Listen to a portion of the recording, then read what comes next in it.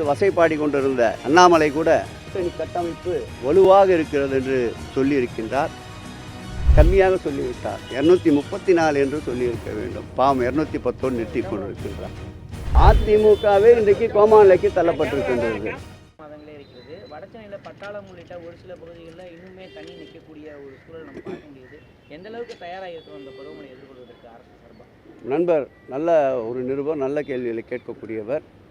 அந்த மழை தண்ணீர் நிற்கக்கூடாது என்பதற்காகத்தான் இந்த ஆஞ்சநேயர் கோயில் பக்கத்தில் 3 தனித்தனியாக 120 HP கொண்ட மோட்டார் திறனளவு கொண்ட மோட்டாரை தற்காலிகமாக நிறுவியிருக்கின்றோம். அந்த டிமலஸ் ரோடு முழுவதுமாக மழைநீர் கால்வாய் பணி நடந்து கொண்டிருக்கின்றது. போக்குவரத்தை கூட மாற்றம் செய்துவிட்டு அந்த பணிகளை துரிதப்படுத்தியிருக்கின்றோம். நேற்றைக்கு கூட நானும் மேயரும் அந்த தொகுதியுடைய சட்டமன்ற உறுப்பினரும் மாநகராட்சியுடைய ஆணையாளரும் அதேபோல் பணிகள் டிசி சிவா அவர்களும் ஒருங்கிணைந்து ஆய்வினை மேற்கொண்டோம்.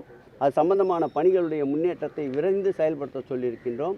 இந்த மாத இறுதிக்குள் எவ்வளவு நிறைவாக பணிகளை நிறைவேற்ற முடியுமோ பணியாளர்களுடைய ஷிஃப்ட்டுகளை அதிகப்படுத்த சொல்லியிருக்கின்றோம்.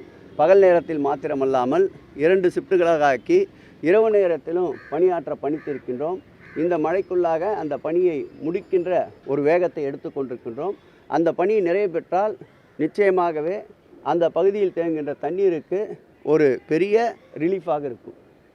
எடப்பாடி பழனிசாமி அவர்கள் மதுரை பாவம் அவர் சும்மா கேட்டுனே இருக்கிறீங்க. மதுரையில் முத்துராமலிங்க தேவருடைய பேர் ஏர்போர்ட்டுன்னு சொல்லியிருக்காரு. ஏற்கனவே முத்துராமலிங்க தேவரை போற்றுகின்ற ஆட்சி இது, புகழுகின்ற ஆட்சி. நிச்சயமாக எதிலெல்லாம் வாய்ப்புகள் இருக்கின்றதோ அவர் சிறப்புக்கு சிறப்பு சேர்க்க என்னாலும் எங்களுடைய முதலமைச்சர் தவற மாட்டார். எம்மதமும் சம்மதமே எல்லோருக்கும் எல்லாம் என்ற கொள்கையின் அடிப்படையில் ஆட்சியை சோற்றுபவர். நிச்சயமாக அதற்குண்டான முக்கியத்துவத்தை முத்துராமலிங்க தேவனுடைய புகழுக்கு புகழ் சேர்ப்பார். 2026 தேர்தலில் 210 தொகுதிகளுக்கு மேலே அதிமுக ஜெயிக்கணும். சட்டமன்ற தேர்தலில் திமுகவுக்கும் அதிமுகவுக்கு தான் போட்டின்னு எடப்பாடி சொல்லியிருக்காரு. இதை நீங்கள் எப்படி பார்க்குறீங்க? எந்த அரசியல் கட்சியாவது நாங்கள் இந்த தேர்தலில் தோல்வியடையோம் என்று சொல்லுவார்களா? சொல்லுங்கள். அவர் கம்மியாக சொல்லிவிட்டார். 234 என்று சொல்லியிருக்க வேண்டும். பாவம் 210 நிறுத்தி கொண்டிருக்கின்றார். இந்த ஆட்சியை பொறுத்தளவில் இது மக்கள் விரும்புகின்ற ஆட்சி.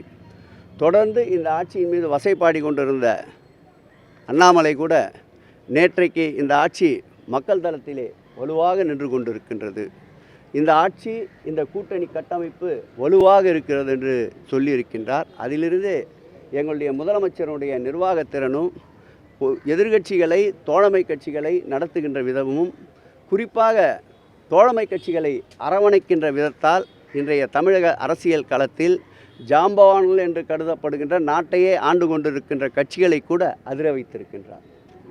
கட்சி சில்ல திருப்பி போச்சில்ல எப்போ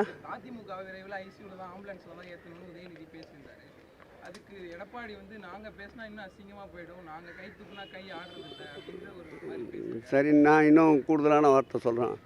கோமா நிலையில் இருக்கின்றது அதிமுக. போதுமா? நிறைய ஐசியூல தான் இருக்குதுன்னு சொல்லிட்டு பதில் சொன்னாரு.